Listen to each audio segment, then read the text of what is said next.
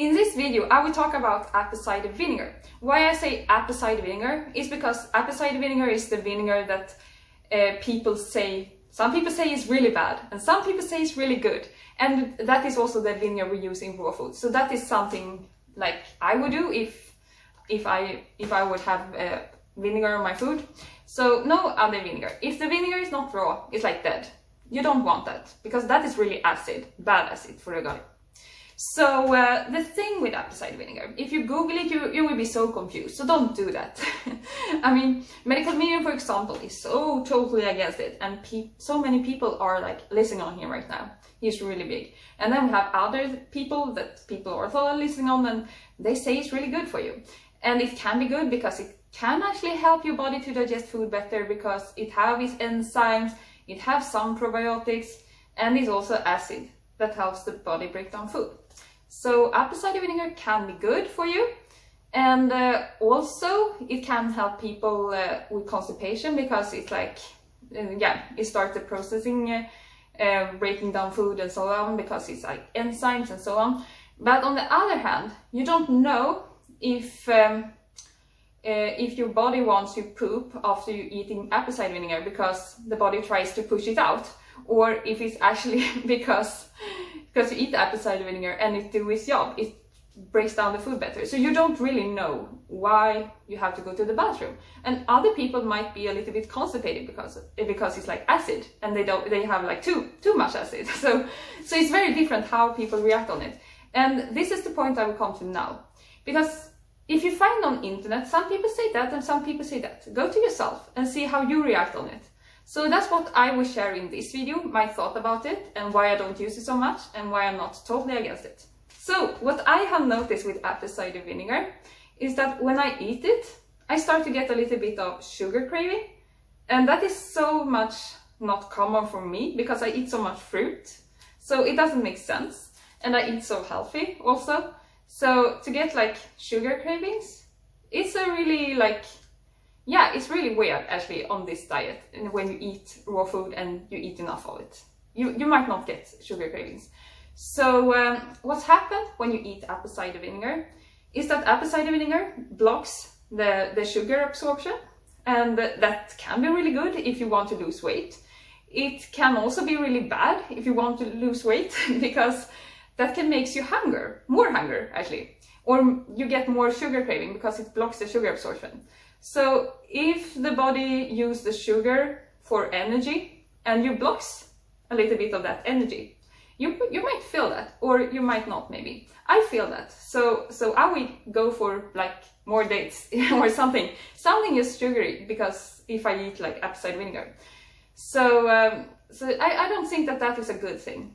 And the other thing I have noticed with apple cider vinegar is that my teeth health is so much more worse actually. Yeah, because its acid is very strong for the teeth. So if you have a huge salad with apple cider vinegar in the dressing and you sit and chew that, I mean, a salad can take at least half an hour to chew. Of course it can. I mean, when you eat raw food, you make this kind of big salad. So some people we can sit an hour and just eat.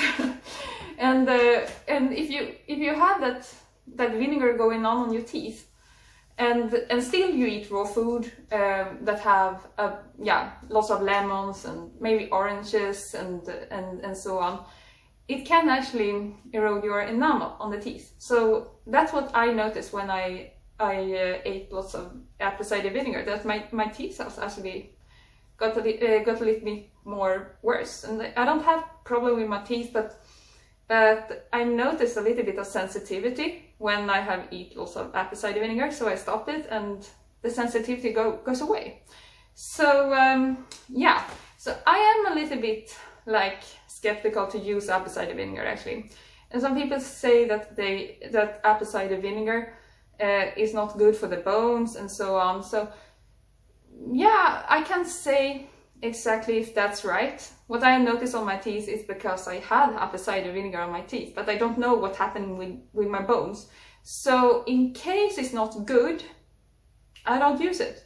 And because I have noticed these effects like more sugar craving and also sensitivity on my teeth, I choose to not use it. But that doesn't mean that I'm totally against it. I mean, if I go to a restaurant, or if someone makes food for me, or if I have a recipe that will be crazy good if I use apple cider vinegar in there instead of, like, I used to have lemon or sauerkraut as my acids. Yeah, I can take a little splash of apple cider vinegar, but that is so rarely because I don't think that apple cider vinegar tastes that good. But of course, if you do like some kind of pickle recipe or something, it can be kind of cool, or maybe some kind of sauce or so. But no, mostly of the time lemon juice or sauerkraut is way better.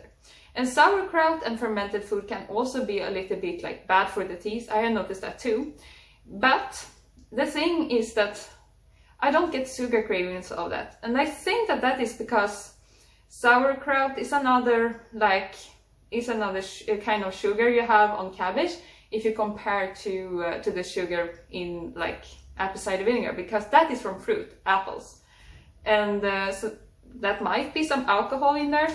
When I do sauerkraut, I used to do it myself, and I don't like fermented it in years, so it's like super fermented and actually can walk away itself. No, I don't do that. I just fermented a maximum a week or something like that, and I feel that if I eat it alone, it's not that, I mean, it's sour for the teeth, but if I have it in a recipe, no, I don't notice a bad effect of it.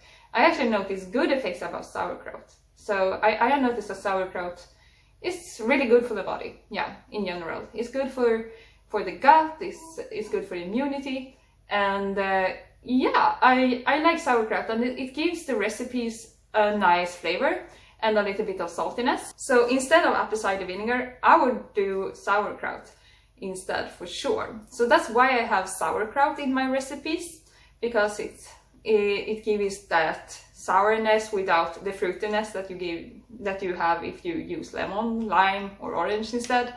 But in my recipes, if you don't have sauerkraut, if you don't use it, you can use a little bit of lemon, lime or apple cider vinegar if you want. Yeah, I'm not totally against it, as I said. So yeah, so use what you want, but try to like listen on yourself, because if you Google things and you don't know if it's good or if it's bad, always go to yourself and see how you react on it. Yeah, that was my tip for today, and what I wanted to share with you. So hope you enjoyed this video. Please give it a thumbs up, and don't forget to subscribe to my channel. And if you want to see my recipe ebooks, I have a link in my description, so you can get fantastic raw vegan recipes from me. Bye!